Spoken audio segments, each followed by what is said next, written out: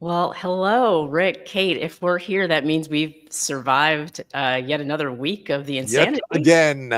Barely. That's the good news. We're here. Yeah, you know what? Being here is a good news thing. It's like we have as a society and as a team, we've muddled through another week of Trumpian chaos, crappiness, cruelty, conspiracy theories, insane people, and more names added to the list of people I want to see eaten by wolves.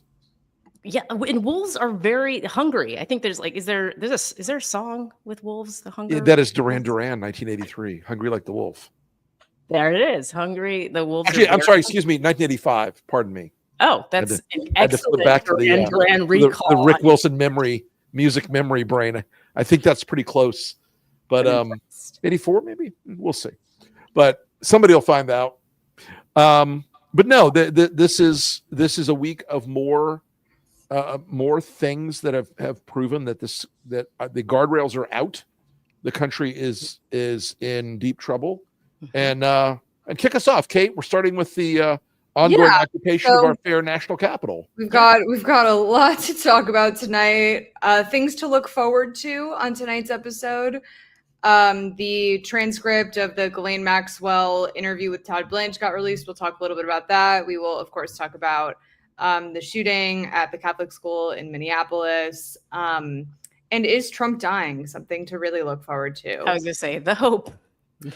No, insofar as we're all dying, the question is really, is Trump dying soon?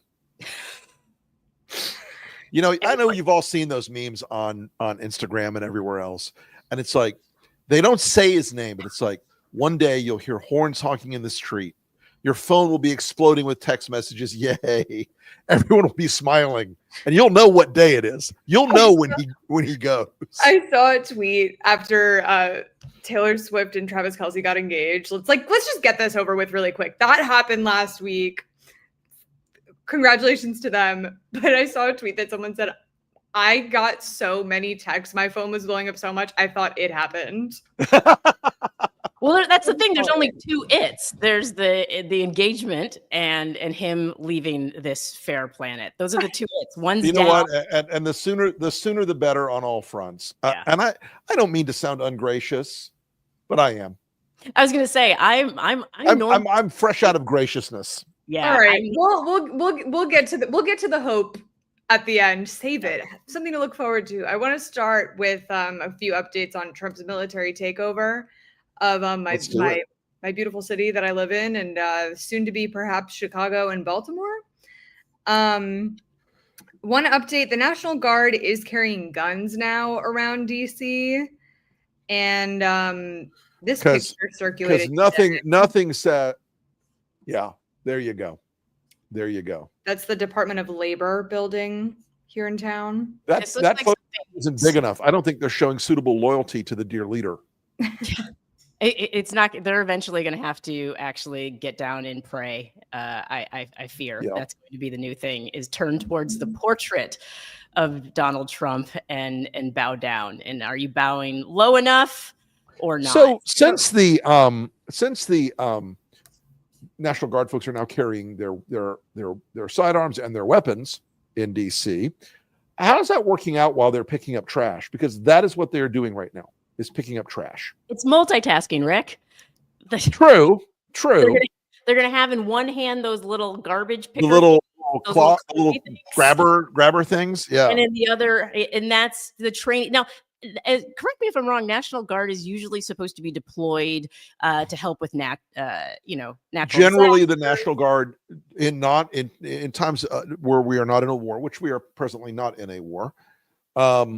Generally, National Guard units do a lot of civil affairs work. They do a lot of disaster relief work. They don't do a lot of domestic law enforcement work at all. But now they're doing trash pickup in DC. This is I think what you're really seeing here, Maya, is the fractions of the Guard knows this is not their mission. Their leadership knows this is not their mission, but they're terrified to say no to this insane president.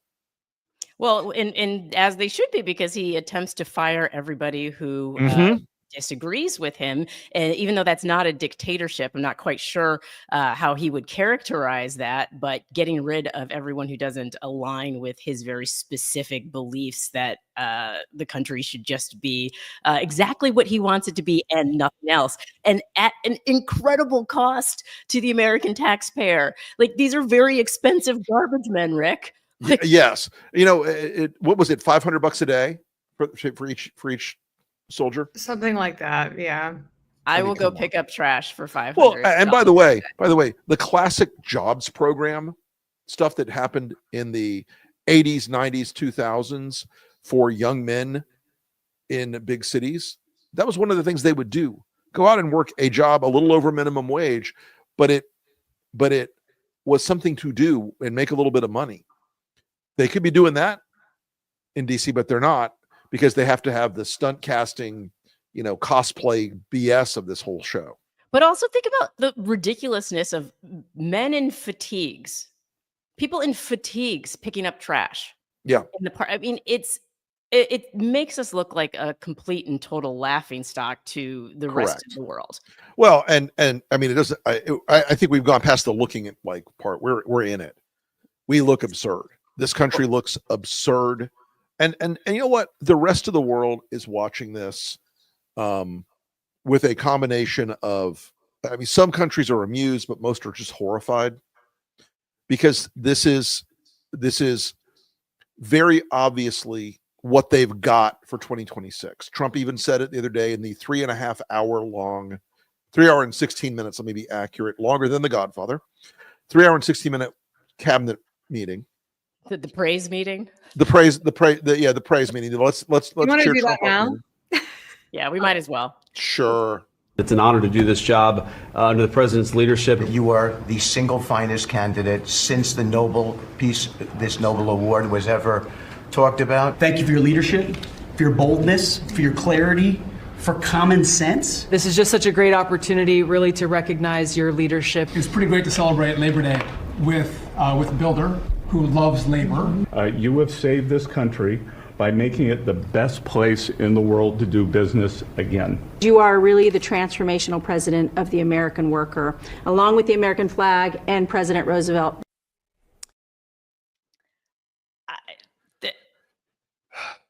Look, I know Trump is having a bad time right now. He's sick.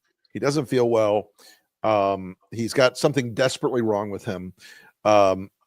The Maxwell transcript release went over like a wet fart in a hot car. And he's got, his numbers are upside down on the economy, upside down on immigration, upside down on honesty, upside down on leadership. Most of the country say they're ashamed. In the Zogby poll, 60% of Americans say they're ashamed of our government. And so Trump's having a bad time. So what do you do in that case? You get the trained SEALs around the table. So you are beautiful, sir. We love you. Everybody needs a pep talk. You know, if he's having a bad day, you need I just don't think the pep talk should have been shown to the rest of the world. Like, they could have done that in private. Like, I think that could have been like a quiet situation room type. Yeah, but here's the thing. He wanted the cameras. He wanted all my people. They're so good on TV. They're straight out of central casting. They look good. So when they say I'm strong, the people will believe I'm strong. Well, the people do seem to like to be lied to. You know, with the lots and prayers in the chat.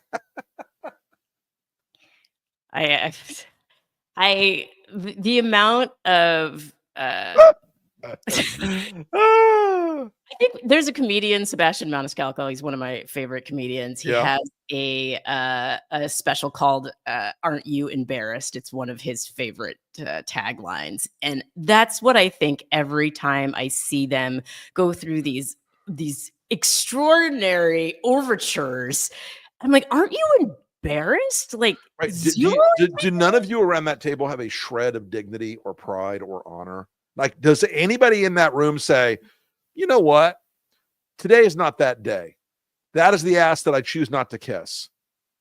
And I guess this is what happens when you're so incompetent, you can't get a job outside of Trump's inner circle cabinet. Trump's circus tent.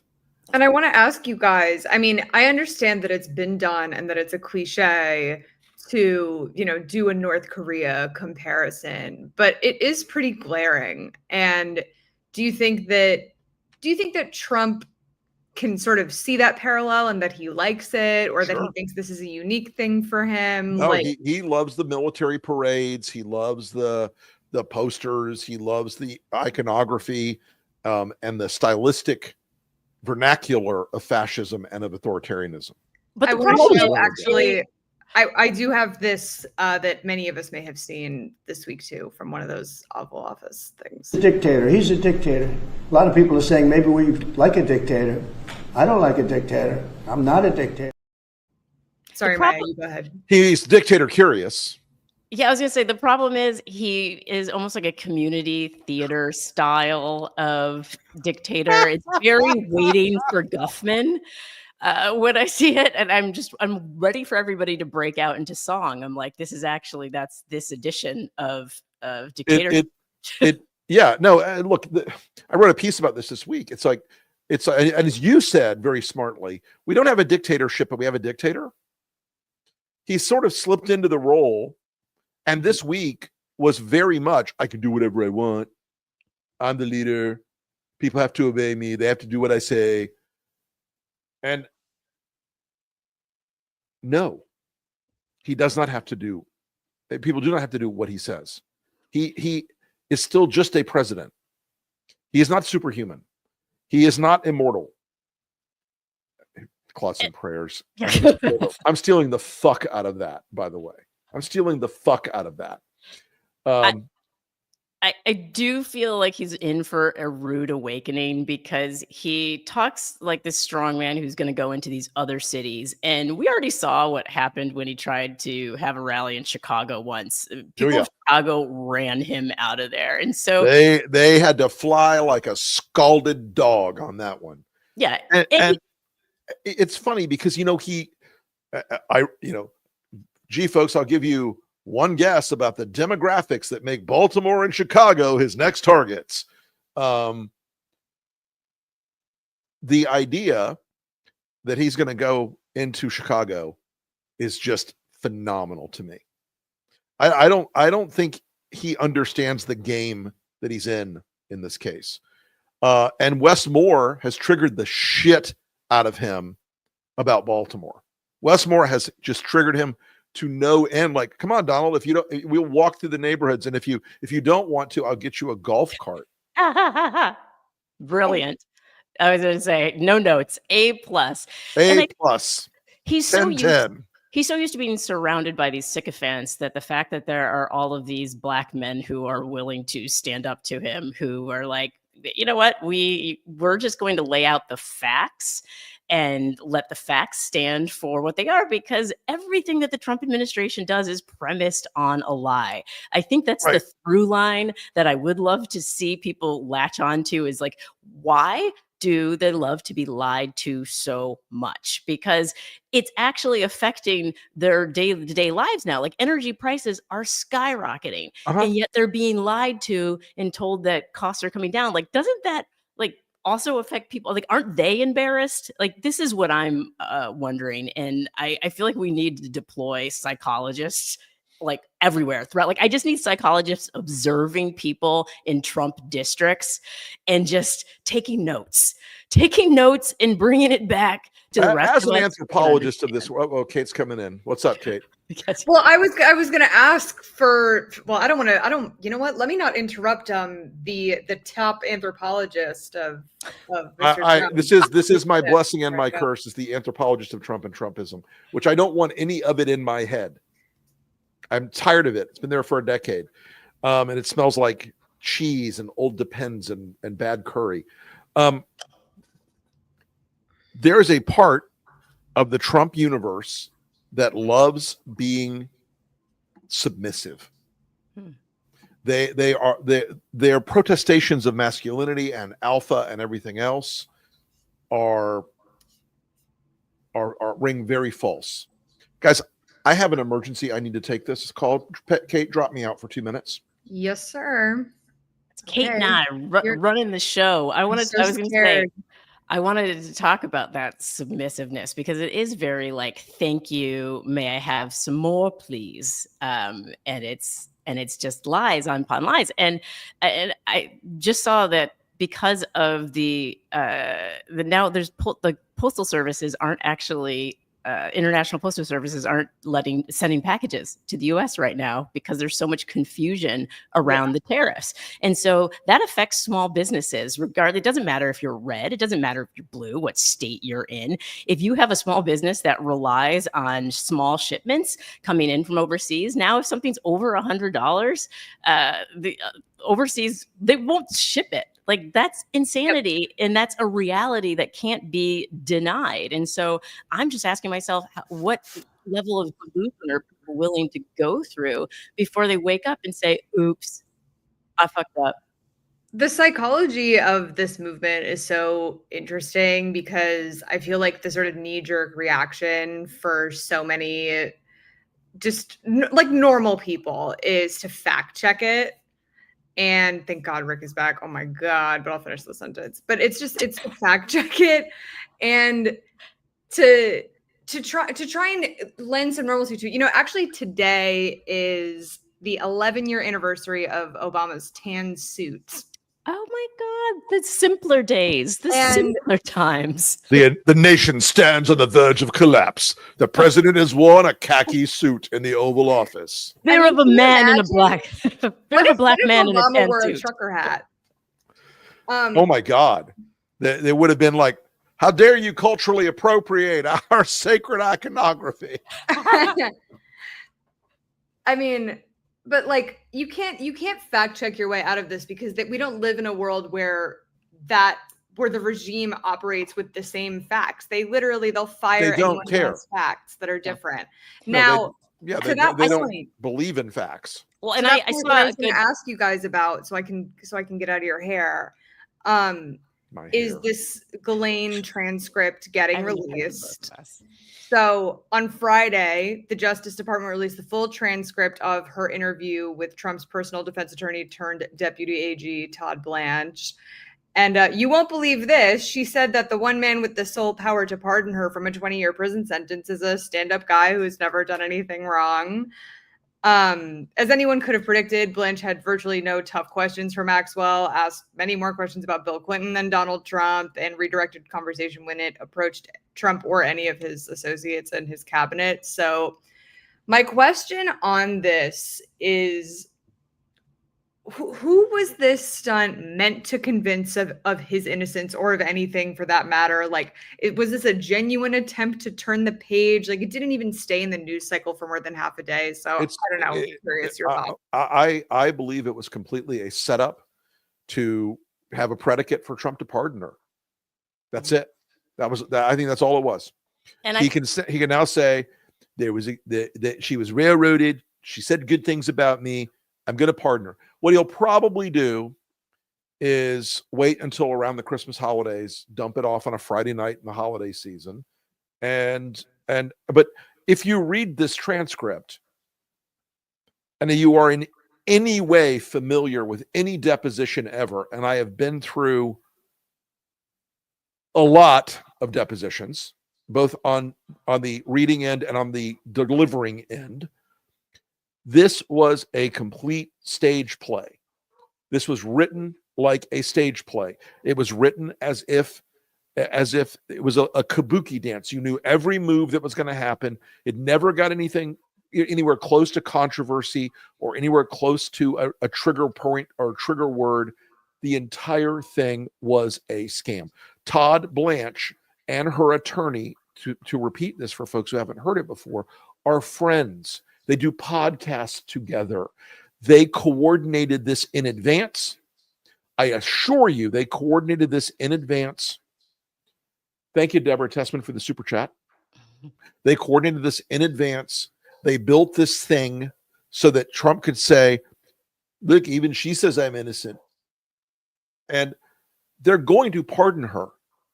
She's the only sexual predator, the only sex offender in minimum security federal prison right now. The only one. The only one. You know who ordered that? The White House ordered that. Not even the Department of Justice. The White House had to order her transfer to a minimum security prison. This is corrupt. It is a cover-up. And when this is all said and done, if we are still alive, Todd Blanche and these people are going to prison. This is a cover-up. It is an abuse of their power. It is absolutely horrific what they've done. And the victims of this monster, Maxwell, and the victims of this monster, Epstein, are being treated like they're some sort of sideshow when they're treating Ghislaine Maxwell like she's queen for a day. Yeah, I mean, to Kate's question, I think it gives people the permission structure, the people who want to believe that Trump is just a saint and definitely not implicated in any of these things. It gives them that permission structure to say, "Oh, okay, see, it was all those were all lies. It was just a mistake, just a confusion about what." No, if you read the Julie K. Brown coverage of the Epstein trial in Florida, and if you read some of the transcripts from Maxwell's trial, he's a fucking monster. He manipulated teenage girls and turned them into prostitutes for Jeffrey Epstein and his friends. He's a monster. I know that Trump is beyond shame. That is a superpower of Trump, and Trumpism is shamelessness. This one is a bar so high on that scale of shamelessness that I don't think I've ever seen anything quite like it. Well, yeah, and I think this party of protecting women, which obviously has they protect their property. I think when they view women as property, that's what they protect, not the actual like sanctity of who their women are. Of human agency and in personal autonomy and integrity. Yeah. No, absolutely not. And I think this is a missed opportunity. I'll be honest. It's frustrating to see the media not seize on to this as an opportunity to educate people on the way lies work, because not everybody's been in a deposition. Not everybody understands the structure of these things. Right. Not everybody understands forensic psychology. And this is an opportunity. I haven't seen too many forensic psychologists on air going through this transcript to highlight how she's evading certain questions, elaborating on other questions in order to distract from the actual heart of the crimes. And so like even she recalls very, very specific details about random things that don't matter. But then when it comes to huge financial transactions that are clearly not legal transactions. What? I have no idea. Like, really? Seriously? And so I would love to see more experts speak on that as opposed to just kind of summarizing what's happening in this case, because I think the American people, we deserve it, and it's owed to us to have a better understanding of how this shit keeps happening. Because I think that's the frustration is, how is it that the victims keep getting taken advantage of? How is it that the people keep getting away? And without understanding the underlying systems and the psychology behind it and how it works, we're going to keep spiraling in this fucking loop, and it's driving people nuts. It is. And look, I talked to a bunch of attorneys, all of whom read the transcript and said, I could have asked 100 or 200 questions of this woman, none of which were these softballs. Not one. That would have built up the predicates for further examinations of her. You know, we were asked in the chat whether or not Congress can call Susie Wiles. Yes. John Sununu was called when I was with the Bush administration. Rahm Emanuel was called during Obama. H.R. Haldeman was called during Nixon. Mark Meadows was called during Trump 1. Congress has broad subpoena power. If they choose to exercise it, I will be happy to provide them with a very large list of people to subpoena in the White House, many of whose names you don't hear every day, who are the implementers and the connectors, so that Susie Wiles can say, hey, staffer X, call Pam Bondi's staffer Y, and you tell that guy to tell her. So they're trying to build these little bullshit barriers and fire breaks between them. That shit ain't gonna work. If the Democrats really want to do something important in the coming 2 years after they take back power, knock wood, it's not impeaching Trump. He deserves to be impeached, but it's not impeaching Trump. It's dragging his entire fucking administration in front of committee after committee after committee after committee after committee. It's dragging Pete Hegseth 50 times in front of committees. It's dragging Susie Wiles and Pam Bondi and Kash Patel and Danny Bonbango and all of these fucking idiots and Todd Blanche and making them lie to you. Well, because they will lie to Congress over and over again, therefore exposing themselves to a long-running potential charge of perjury in the next administration or one after.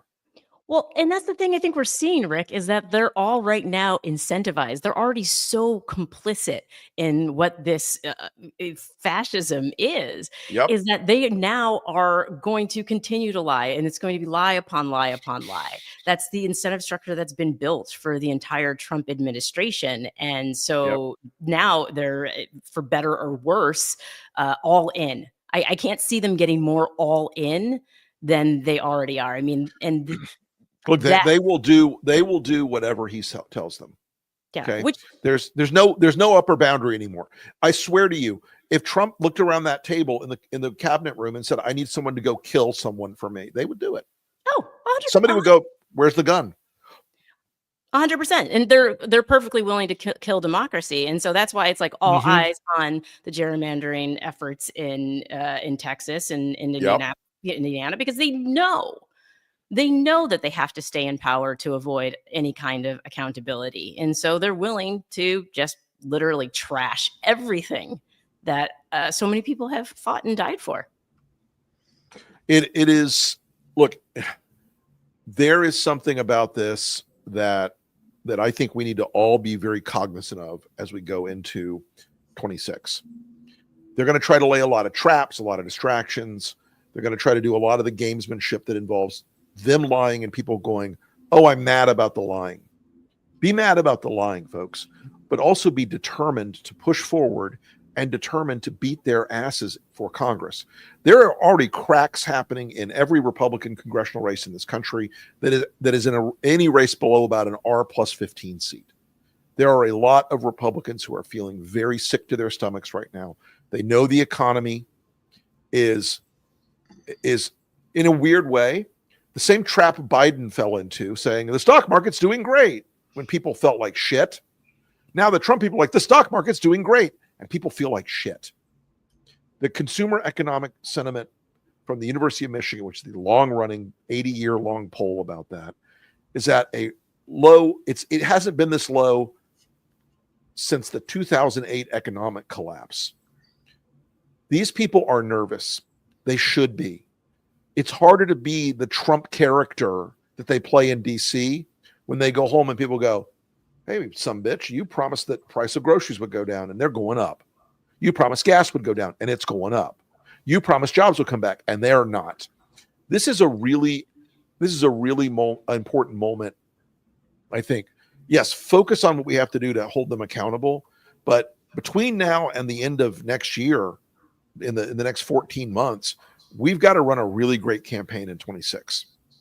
And it can't fall into any of these traps. It can't fall in the culture war traps. It's got to move forward in a way that communicates to real people, not with policy, but with real emotion and connection. So into the sermon. Well, and that's something difficult to do when they're using lies to build their narrative. And Kate, I know we have to talk about Minneapolis, and we're seeing with the shooting there already the right wing this machine is out there pushing as much possible anti-trans propaganda to try to gin up yet another culture war, when this is something that is a tragedy that has to do with mental health. It has to do with a lot of things. And it has to do, and you know, look, this guy was a part of that online 4chan incel culture. And you if you read his freakish manifesto, and by the way, I believed in the policy. I will not say his name. I will not speak his name. That's what they want. They want their names to be out there. They want to be out there thinking that they're heroic in some way. Okay. This guy, his parents had a responsibility because his mental health was clearly more fragile. You read his manifesto, and it is about wanting to be in that pantheon of other people who are school shooters, other people who are mass murderers. He emulated the guy who did the Christchurch shooting in New Zealand.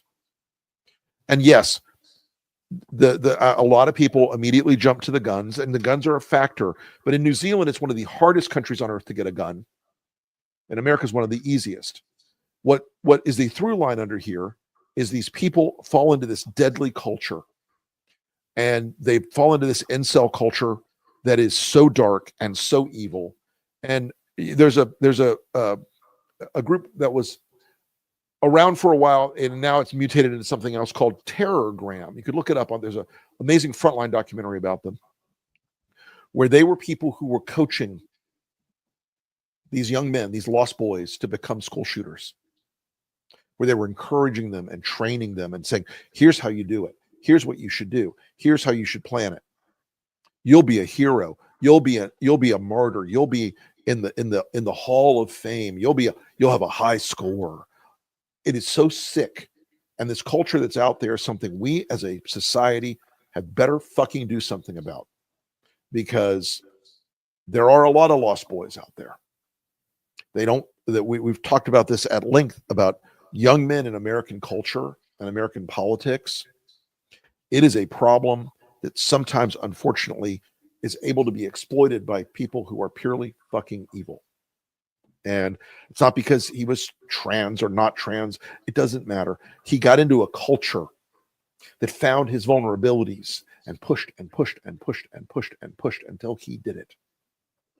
Well, I think the desensitization that exists right now around using violence to solve problems. I mean, there was just political violence, 40 days ago in Minnesota against elected officials. And so we just have to really look at where the Trump people, by the way, where many MAGA supporters of Trump made fun of the victims, made fun of the families suffering in that case. Justified it. It's casual violence, Rick. And here's the thing: like, I'm neither pro-gun nor anti-gun. I am anti-casual violence. I'm anti as one ought to be. As this is just how we live now, that we accept this. I mean, I vaguely remember, I think the first school shooting I remember was the Lori Dan shooting in Winnetka, Illinois. It was wow, yeah, that's and I think I was in maybe junior high at the time. Mm-hmm. And I remember that being extraordinarily like earth-shattering, but as a one of. Like, that's the last time something like that will ever happen. This is a one of. And it just seems like our culture has embraced this notion that it is unfixable, that this is just an inevitability, that it will just happen because it's so ingrained in our brains now. Yeah. And I mean, look, this kid was posting things online saying, I'm going to do a school shooting. I'm going to shoot up a church. And you know what the FBI has been doing lately? They've been going through 1,000 FBI agents were devoted to Donald Trump, trying to clean up the Maxwell's files and the Epstein files. Well, yeah, it's FBI agents are deployed all over the country, arresting gardeners and home health care nurses and folks in Home Depot parking lots. If the FBI was doing its fucking job, and the DHS was doing its fucking job, and they had not done away, because they have done away with the office that monitored online extremism, maybe we'd know this. Yeah, maybe somebody could have stopped this. Maybe somebody could have spotted this. I mean, and this is across the board, the manufacturing of problems so that we can't actually focus on the real problems. And that becomes very much a distraction for people. People do not know what to focus on anymore. People are very confused about what they can do to help and what they can do to help change the system, because they say, well, we write to our legislators, we write to our senators. There was an Office of Gun Violence Prevention. There were things that existed in place, and people are saying it still hasn't stopped anything. And so I think people are feeling very demoralized about the fact that nobody wants this. Nobody wants to send their kids to school and have their kids get shot up. Like, that's not the American dream. And so I think people are looking for a little bit more leadership right now from, we're obviously not going to get it from the GOP, but I think we need to look for it from independents, from the Democratic leadership, saying, hey guys, we're well aware that we're not in power right now, but this is why it's so important that we get back in power, that elections have consequences. And having a weaponized FBI, as you mentioned, Rick, having a weaponized FBI that's going after gardeners instead of potential school shooters is something that has a consequence for everybody. It doesn't matter if you're in a red state or a blue state. So I'm in the middle of writing a new book, folks, and I'm doing a lot of deep dives into how social media changes people's brains and how it changes functions. And one thing I've learned, I spoke to a former Facebook executive who told me, we know who these kids are. They do certain searches. They are in certain groups. We have a profile of who these kids are. They're online. They get into the gun groups. They get into the neo-Nazi groups. They get into the weird alt-right shit. They get into the incel stuff. They get into the black pill stuff. They know who they are. And you know what? When I turn on my social media, or when I turn on when I'm on my computer, I get fed ads that are incredibly narrowly focused, like aviation components for my particular model airplane. They know when these kids start falling into this rabbit hole. They can profile the fact that I have a certain type of fucking engine in my airplane and market the right oil for it to me. Are you telling me they can't go out and spot a nascent school shooter? They can, and they should. And if they don't, it's on them. And they hide behind Section 203. Oh no, we're just fuck you. Because you're using your data at Google and Facebook and Twitter and TikTok and everywhere else to sell people shit all day long. Why not use that data for good? Just this once. Yeah, it would be nice, since corporations consider themselves to be citizens now, if they could be good citizens. I would love that. Like, just a little bit of corporate citizen. Yeah, good. Yeah, that's going to take a lot more than just me yelling at them, I'm afraid. Perhaps. Okay. So much more we could say about this, but we have to move on, and I did promise some fun. So let's have some fun. Is Trump dying? I mean, is Trump dying? Is Trump knocking on death's door with is the only vigorous thing about Trump his knock on the door of the afterlife? So before we get really deep into it, for people who have not been like clocked in 24/7 this week, Trump has been behind a desk basically all week. He's not been like standing up, walking around doing things. And at one particular presser, he made a point to try and hide his hand from the camera. He was covering it. He was putting it under the desk. And I want to show a little piece where you catch what he was trying to hide.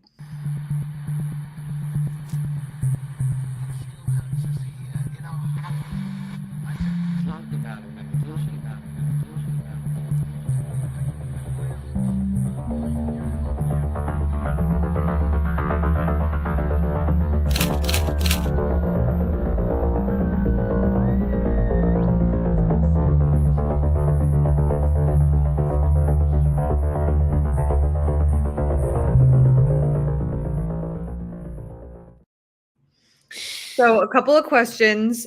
Let's do some wild speculating. What is going on with Trump's health? What do we think? And then more to the point, what happens if he dies? Should we be excited about that? Should we be scared of JD Vance? Is he better? Is he worse? What happens if the worst happens. Yeah, succession in this. So here's what happens. J.D. Vance has been doing everything he can lately to be the president. You notice this, right, folks? He's on the Sunday shows. He's on talk radio. He's talking to podcasters. He's going to Union Station with Stephen Miller, Uberduschenführer Stephen Miller, and with Pete Hegseth. He's out there being president. Vance is preparing to become president. He cut a deal with Elon so that Elon wouldn't start a third party this week. Vance is preparing to become president. Here's the fun part about Vance becoming president. Let's just say tomorrow the final McNugget lodges in Donald Trump's foul throat and it's over. J.D. Vance, at that moment, begins the Hunger Games. He may be president at that moment. He may have Peter Thiel and Elon Musk and a bunch of other billionaires behind him at that moment.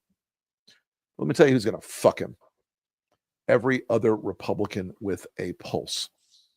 Starting with Coakley and Slow Eric, the Trump boys, who have developed an amazing grift.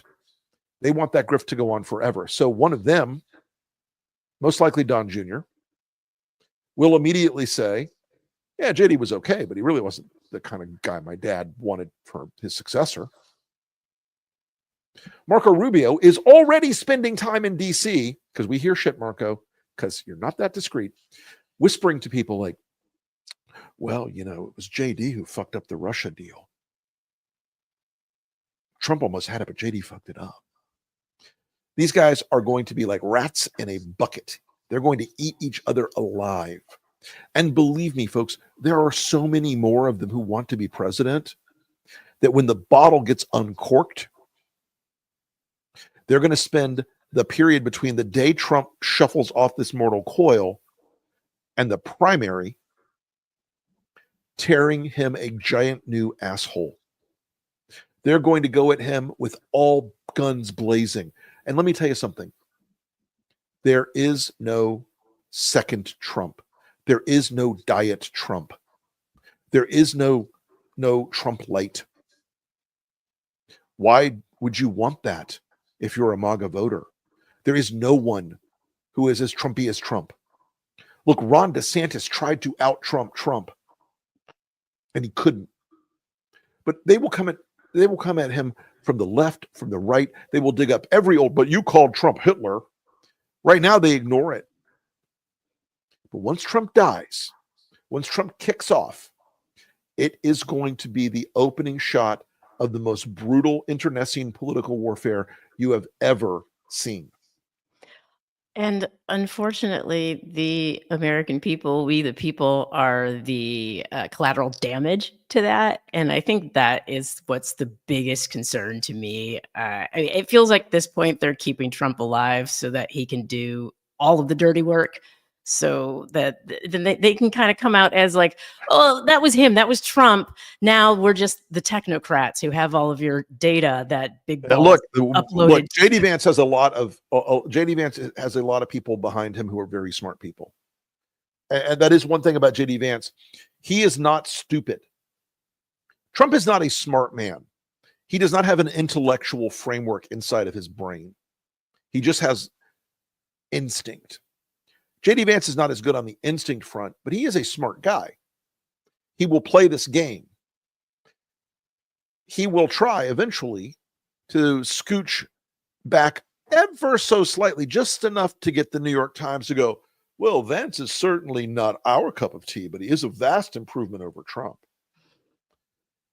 Not stupid. You watch that transition, but he's going to be the target of so many Republicans attacking him in so many directions, and they'll start out small and they'll get big and they'll get ugly, because there are a lot of things about JD Vance to hate, and they hate them all.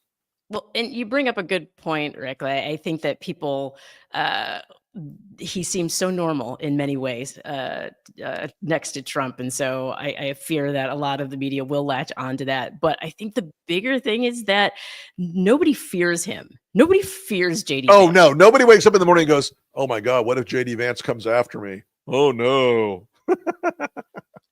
I think a lot of real like regular people do. I think that we like to laugh at JD because we're all chronically online and we get to laugh at the memes. But I see people in our audience. I see like family members of mine go, well, if Trump dies, like JD is even worse because he's got everything that Trump has, but he's smart and he's gonna convince like people that he's gonna be a smart president and that the Yale education and he sounds so brilliant on TV. Like, do you think that's true? So here's the thing. I think Trump is only able to get people to do what he gets them to do because they're afraid of him. Because no one's afraid of JD Vance, I don't think anybody is going to go along with a lot of the policies that he's going to want to implement because he's not going to be able to strong arm people in the way that Trump did. So it's going to be, again, like you said, Rick, everybody for themselves. So they're going to be, what's in it for me? If there's something in it for me, Sure, I'll do it for you, JD. But if there's not anything in it for me, fuck off. Like, pretty sure. Now, JD has a couple of big fans, Peter Thiel and Curtis Yarvin, who are the architects of the neo-monarchy that Silicon Valley wants. And folks, when you dig into that rabbit hole, it is just astounding. But the reason Putin likes Vance right now, and the Russians like Vance, is he's clearly pro-Putin. Like in a way that Donald Trump. The Russians kind of respect him more. Trump is a clown, and they've manipulated him, and they look down on him. Vance, they think, is a fellow traveler. So there'll be a lot of people that will try to save Vance's bacon, but he's also Yarvin is a putz, and he is the weirdest creature you've ever read. And my God, for this new book, I read a lot of Yarvin, and every time I finish, I want to take a bleach shower. Yeah, I unfortunately went down the Yarvin rabbit hole. Yeah, it's no good. I haven't recovered. All right, Kate, let's have some more fun here. But yes, folks, is Trump dying? Something is bad wrong with Trump. I've talked to a couple of doctors, including medical professionals and doctors. But one guy who was a cardiac care nurse, he told me he is quite clearly in late stage. This is not the new stuff. This is later in the game. Wait, didn't astrologists say it was going to happen in August? I feel like wasn't that out there? Yeah, there was like some astrologer that said it would happen in August. There are so many TikTok astrologists. My favorite thing about that day when he was hiding the bruise is that people were just tweeting random dates. Like people were tweeting like January 29th, 2026. And like we were all supposed to know what that meant, which is like that's the day that he's gonna die. And I think what's really funny is that like statistically speaking, I think that people probably tweeted enough days that there will be one tweet that someone will get to go back and quote tweet and go, holy shit. I love that we've turned this into guessing how many jelly beans are in the jar. Look, here's the thing. I was raised in the South to not speak ill of the dead. But when that motherfucker goes, I will do a dance. I will literally get on TV and do a fucking dance. This will be a liberation for millions and millions of Americans, almost without parallel in our history. There has never been a more hated leader in this country, and he deserves the hatred. All right, time to move on to the speed round as we are coming up on time. So my God, I'm just going to get right into it. John Bolton got raided by the FBI. No small thing, but that happened this week. What a coincidence. A critic of the president gets raided by Pam Bondi's FBI. I'm shocked, I tell you. Right, and not anyone with like really strong liberal credentials either. Right. Just a conservative who did not agree with him. Yeah, wait, and quick question, Kate. I can't, because I know Kash Patel had like a whole list of people that he wanted to go after in his book. Like Bolton was one of them. I was Bolton one of them? Okay, so there we go. Government Gangsters by Kash Patel. All right, moving on. The government now owns or is about to own 10% of Intel stock because let's seize the means of production. There's nothing fascist. Nothing more the socialist states of Trumpistan. Yeah, well, I think also I'm going to say we, since we're the Americans, we're also part of the government, I suppose, in many ways. We seized Amtrak from Amtrak. Didn't we take Union Station? Yeah, we took Union Station back from. I don't know. I thought it was already some quasi-governmental function, but okay. Yeah. Union Station needs much more gold. Much more gold. Big one. So Big Balls, the infamous, uploaded American social security numbers, dates of birth, health information, and more into an unauthorized cloud environment, and every American could need a new social security number. I feel so safe now. Also, I feel like aren't there only like 5 people that work in the Social Security office now? So if we're gonna get new Social Security cards, it'll take like it's gonna take a damn minute. Well, can we make our own? Here's the thing about that. I promise you, it has been shared with Grok AI in Elon's world. It's probably been shared with Peter Thiel's Palantir at this point. Of course they're going to fuck with us on this thing. And of course it is one more example of why Edward Cortesine or Corsine or whatever his name is, Big Balls, is another little motherfucker who needs to be in front of congressional committees until his eyes bleed. Because this is the kind of shit we warned people about. Yeah, oh, his eyes will bleed, I guess, figuratively, because literally, I think they were already bled when he got his ass kicked. Got his ass beat. He Shit, does have an eminently punchable face. Yeah, he does. Yeah, so, someone has to say it, so I will. But her emails. Okay. But her emails. Yes. Oh, yes. I remember the collapse. Next one. Heather Honey, an infamous election denier who tried to overturn the 2020 election, was instrumental in that effort, has been appointed in charge of overseeing U.S. elections. Any For thoughts? the love of God. At least we're gonna have elections. You know, I mean, we got to look at the bright side. I'm wearing yellow. Bright side. Yeah, so exciting. I can't even. I got nothing. Alligator Alcatraz, after flushing, what is it, like $250 million down the toilet, has been ordered to shut down. So they're having to close it. It's flooding right now. Okay. Imagine you build a prison camp in the Everglades during the rainy season in Florida. What could possibly happen?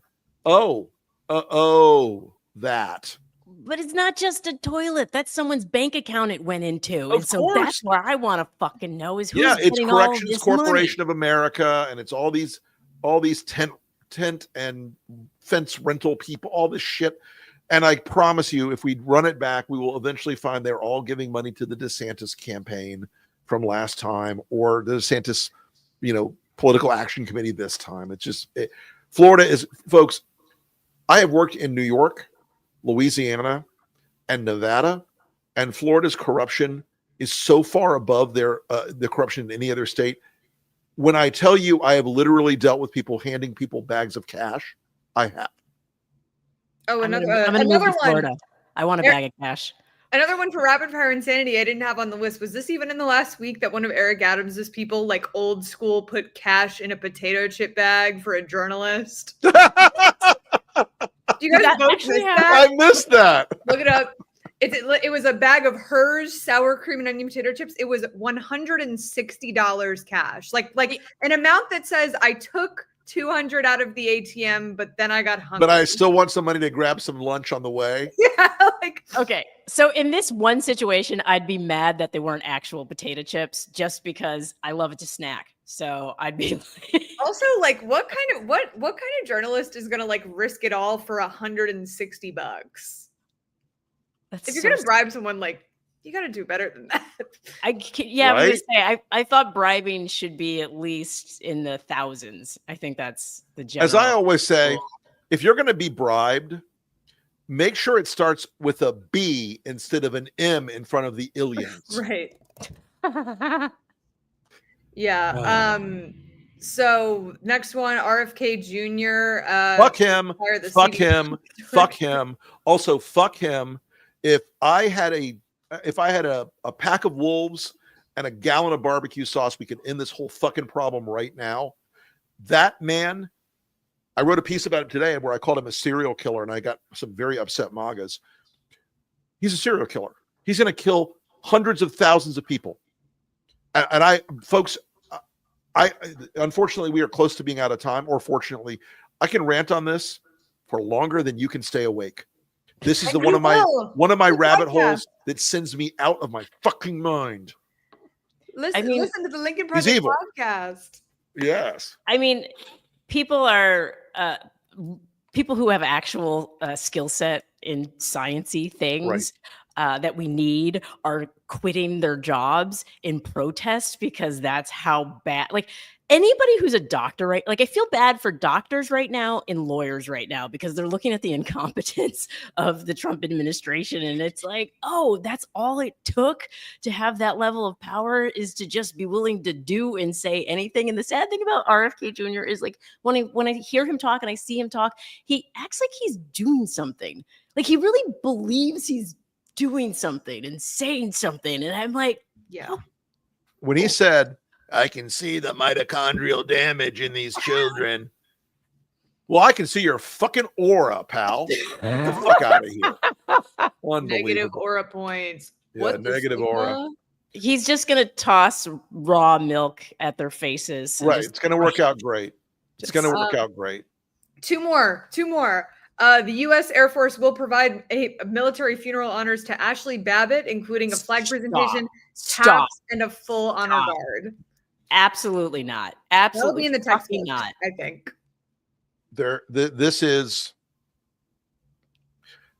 They refused to even put up a plaque honoring the officers who were injured and the ones who died after January 6th. This is a incredible abuse. It is a fuck you to every law enforcement officer in this country. Ashley Babbitt got what she deserved. She bought that problem. Donald Trump motivated her, but she crawled through that window to try to attack Nancy Pelosi. They were going through that window. Those people were going through that window to attack Nancy Pelosi. And if they had gotten through there, she would have been killed. Now, Nancy Pelosi, individually, doesn't matter in this equation. Those people were there to do violence and harm. She absolutely did not uphold the values of any American service member that day. And I'm sorry, this is a vast insult to the men and women who do serve with honor every day, which is 99.9999999% of them. Yeah, and shout out to the veterans who were at Union Station who had a sit-in until the National Guard decided to, I guess, go do trash duty. I'm not quite sure what made them decide to leave. But on a brighter note, we do have people who have served the country who actually care about democracy. And so I would like to highlight and focus on them because otherwise it's just too fucking depressing. You know, men and women who respect the flag, because if you don't respect the flag, our final item, flag burning is now punishable by 1 year in prison. Look, the Supreme Court already said flag burning is a protected form of speech. Multiple times. It is a distasteful practice that I would not participate in. But I am a First Amendment extremist. And I think that people want to burn the flag. Unfortunately, it proves to me that they're assholes. But it doesn't prove to me that Donald Trump declaring from the Oval Office that he can set prison sentences this thing is so wrapped up in so many things. It just makes me believe it's a bait thing. Oh yeah. So. Oh no, it definitely is, and I think they want to see exactly how far they can push things because he got into power partly because the entire manosphere were free speech absolutists, and so for him to target something that is clear protected speech and protected actions, it puts everybody in a very precarious place, and I think I don't really see anybody taking the bait, and I can't say that the one veteran who did get arrested for I mean he's I believe a decorated war vet who burnt the flag. So if anybody can do it in protest of the fascist government that is representing, because that's what the flag represents, I think, to many people right now, is the fascist regime that is in charge. And so it's almost like we've got to take that back. We own the flag, not those motherfuckers. No, for sure. And I think that's the point, though, is if anybody were burning the flag right now, I think it's almost like it would need to just have like the Trump years on it. Like specifically, I'm only burning it for this specific years and these specific years. All the other years, good. Look, I will encourage anybody to burn Trump flags. Although they are made in China, so God knows what kind of chemicals are in them. I'd be careful to stay upwind. Yeah, they probably explode like Tesla batteries. Oh, speaking of, did you know that Tesla sales in Europe are down 40%? Yes. Yes, I did. Is excellent news. Meanwhile, I did not see that coming. Did not see it. Womp, womp. Well, did we get everything, guys? I think we got everything. Nothing? Okay. Important reminder to our audience, we are off next week for the Labor Day holiday. Because I'm away. And I'm going to make myself be away. I keep saying I'm going to do a digital detox and not like look at the world or the internet for like 3 or 4 days straight. And I keep failing at that miserably. But look, here's my thing. Folks, when you're tired, don't quit. Rest. I'm going to go rest. I need a week off. We're going to take a rare vacation, first time in a couple of years. Renee and I are going to go and tramp some grousey moors and explore some ancient castles. So I'd love that for you. I'm loving it for me so much, and I'm so tired. And then when I come back, I have to write a book before November 1st. You got this. Rick, do not let people call you and tell you the news. Yeah, I'm taking Signal off the phone. I went for a detox for a long weekend in the summer, just like to get away for a couple of days. It happened to be the day that Trump took over DC. I was walking around like with my phone, but I was running errands and like touching grass and things. And now my phone's blowing up. They're like, Trump took over DC. My mother calls me. She's like, what are you going to do? And I'm like, I told everyone I don't want to know about this until Tuesday. Right. As far as I'm concerned, we're still on the air, but you can come in, Renee. Come say hi. It's too late now. Come on. Come on. It's too late now. Come say hi. Come say hi. Come on. We're just this is like post-show chit-chat, but live. Well, we're still here. Yeah. The audience is still with us. Hi, everybody. This is Renee. This is the one. Hi. I love you. Aw, see, joy and hope. That you guys are my Travis and Taylor. And I like Renee's ring better. All right. I think it's all right, guys. Yes. Peace. We'll see you next time, folks. Take a break, y'all.